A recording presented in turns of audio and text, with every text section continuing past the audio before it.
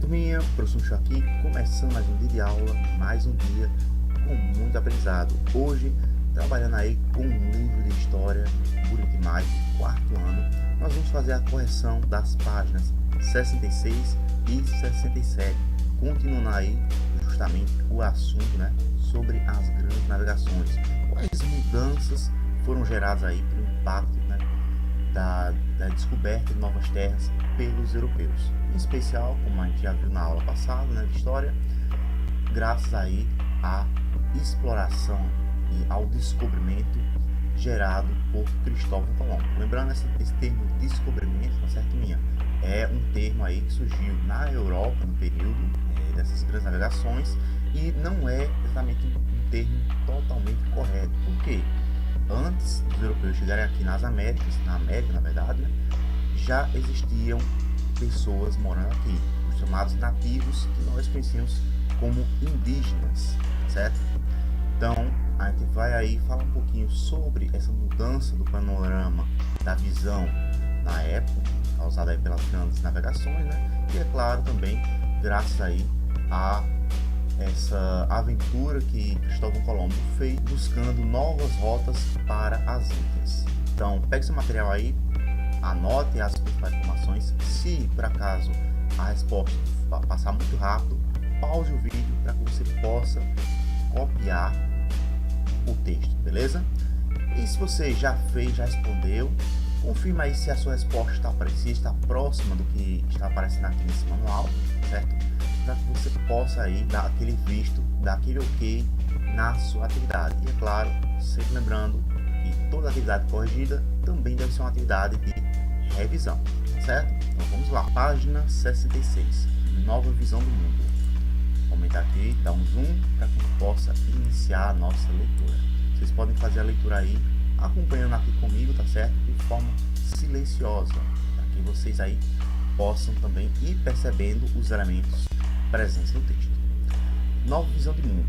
A chegada dos europeus na América fez com que diferentes partes do mundo se interligassem. Alguns povos que até então tinham pouco ou nenhum contato entre si foram muito afetados. Produtos, pessoas e culturas passaram a circular a partir de então entre a Europa, a América e a África. Com a viagem de Colombo, ampliaram-se os conhecimentos de geografia e novos mapas tiveram de ser produzidos. Aqui do lado vocês têm aí, ó, um mapa justamente de como era o pensamento na época, tá certo? Ali por volta de 1489, do mundo, como é que seria os continentes, a Europa, a Ásia e a África. Percebam que a África aqui, né, e a própria parte da Ásia é bem diferente de como ela é realmente, tá certo? Isso aqui era uma visão aproximada, eles não tinham conhecimento total desses dois outros continentes.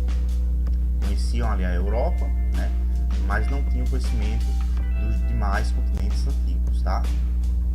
E muito menos aí com relação à América. Só foi descoberta por volta de 1492 através da viagem de Colombo. Observe os mapas dessa página. O primeiro, produzido em 1489, né, antes da viagem de Colombo, retrata apenas a Europa, a África e a Ásia, pois o continente americano ainda era desconhecido dos europeus.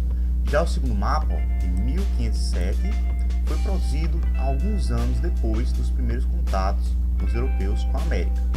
Essa é a primeira vez que o continente é representado separado da Ásia, ainda que de maneira bastante imprecisa, além de ser a primeira vez que o nome América aparece em um mapa. Por isso, depois de que os europeus chegaram ao continente americano, em fins dos anos de 1400, a América ficou conhecida como Novo Mundo e a Europa conhecida como Velho Mundo. Por muito tempo, esse episódio ficou conhecido como a descoberta da América, revelando uma visão eurocêntrica. Ó, detalhezinho para essa palavrinha aí, ó.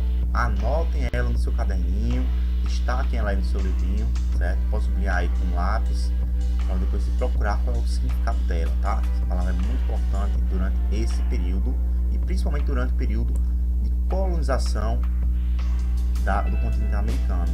e, é claro, também do continente africano, tá certo? A gente vai falar um pouquinho dele depois.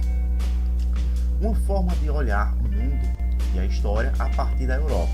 Então, o eurocentrismo aqui vai ser esse olhar, certo, do mundo pelos europeus, tendo a Europa como se fosse o centro de tudo, como se a Europa fosse o ponto principal do mundo, coisa que a gente sabe que não é verdade, certo? Todos os países, todas as nações têm o seu papel e o seu valor. Sobre o continente, pois pressupõe que a América não existia antes que os europeus a conhecessem e desconsidera os diversos povos indígenas que já viviam nesse território, o desenvolvimento das sociedades complexas. Então, antes da chegada dos europeus, já tínhamos aqui na América, tá? Essa aqui seria a representação de como era a América para os europeus. Ainda não se conhecia toda a extensão do território desse novo continente. Ela só passou a valer, só passou a existir de fato quando ela foi descoberta. Essa era a visão que se tinha ali através do eurocentrismo, certo? Já que a ideia era que a Europa era o centro do mundo, era o centro do mundo civilizado. Então, durante muito tempo se negou, certo? Tanto a presença desses nativos como sendo pessoas, tá?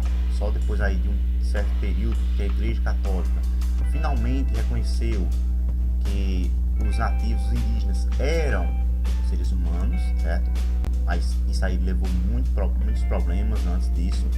Teve muitas mortes, muitos conflitos, tá? Também teve a questão da exploração dos povos indígenas. Antes mesmo da exploração dos africanos aqui, os europeus tentaram fazer a exploração e escravização dos indígenas. E é claro, muitos aí acabaram morrendo nesse processo. E é claro, pessoal, os povos indígenas que aqui viviam tinham culturas diferentes, línguas diferentes, tá certo? Só aqui no nosso país a gente vai ter Tupi-Guarani, a gente vai ter outras etnias maiores, vamos dizer assim, tá certo?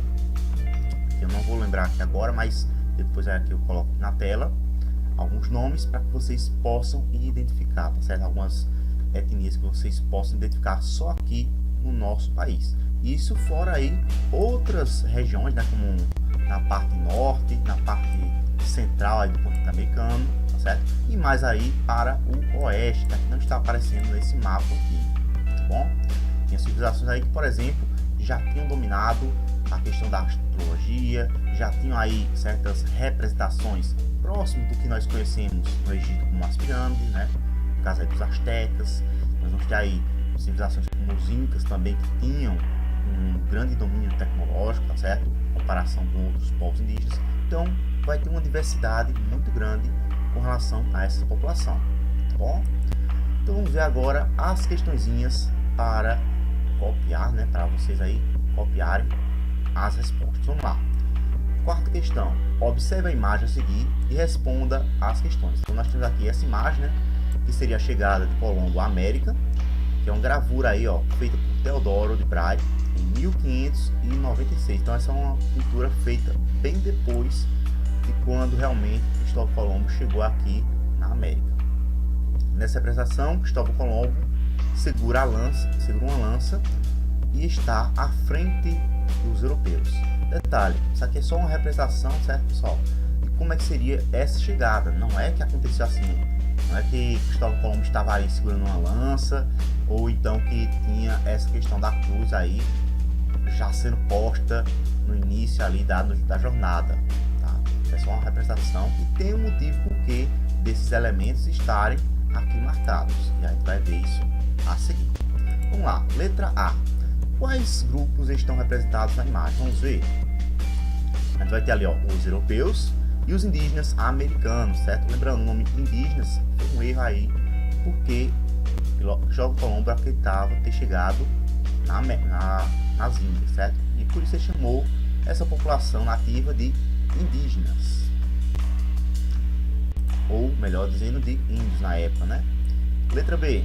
O que os indígenas estão oferecendo aos espanhóis? Vamos ver. Objetos feitos de metais preciosos. Na época, pessoal, anotem aí para você não esquecer, a Europa estava sofrendo com uma grave crise de minérios, de metais preciosos. Eles tinham que comprar da África e da Ásia esses metais preciosos para conseguir justamente fazer as suas joias, os seus adornos aí nos seus palácios. Então, chegar num local e conseguir metais preciosos como o ouro, como a prata, era um ganho imenso para a expedição, certo? Letra C. Em sua opinião, o que a cruz e a lança simbolizam? Vamos ver. A cruz representa aí o poder religioso, tá certo? Tinha-se esse propósito de levar a religião cristã para os inocentes, né? Os que não tinham fé, entre aspas, tá? E a lança ali representaria o poder das armas, o poder do exército, certo? Esse poderio militar. Então eram duas representações que tinham a ver justamente com esse processo de exploração, de colonização. Além de buscar especiarias, buscar produtos, eles buscavam expandir a fé, devido aí a problemas que estavam tendo com a religião protestante, né? O conflito aí com a religião protestante na época, e também aí com o islamismo também na época, tá? A Igreja Católica tinha esses conflitos e ela buscava justamente ampliar o seu poder religioso. E a lança aí é o poder da colonização, o poder aí de marcar que aquele território pertencia agora à Espanha. Vamos agora passar então para a quinta questão. Reúna-se em grupos e converse. Vocês consideram que a chegada de Colombo à América representou a descoberta de um novo continente? Escreva suas conclusões e depois compartilhe com a turma. E aí, será que essa chegada de Colombo realmente foi uma descoberta, pessoal, do continente? Vamos lá. Espero que isso aqui, que vocês, alunos, né, compreendam que o termo descoberta da América revela o ponto de vista do descobridor, ou melhor, do colonizador aí europeu, conhecido como olhar eurocêntrico. Ele pressupõe que a história da América começa apenas com a chegada dos europeus. Ele desconsidera a história das populações indígenas, que já habitavam o território há muito tempo. Por volta aí, de mais de 50 mil anos atrás, certo? Antes aí da chegada dos europeus aqui, já existiam povos indígenas, já existiam aí diferentes etnias convivendo, aprendendo e se desenvolvendo. Então, é um grande período histórico para simplesmente ser apagado, certo? Então, é importante que a gente reflita e pense sempre: será que aquela história, será que aquele olhar é toda a verdade? Ou será que tem mais aí por trás disso? Sempre busque novas informações, sempre busque mais do que você vê por aí, tá certo? Pesquise e nunca fique aí dependente apenas de uma visão. Tranquilo? Então, o professor Michel aqui se despedindo de vocês. Tá vendo aqui o vídeo pelo YouTube? Clique no gostei, se inscreva no canal, comente e compartilhe.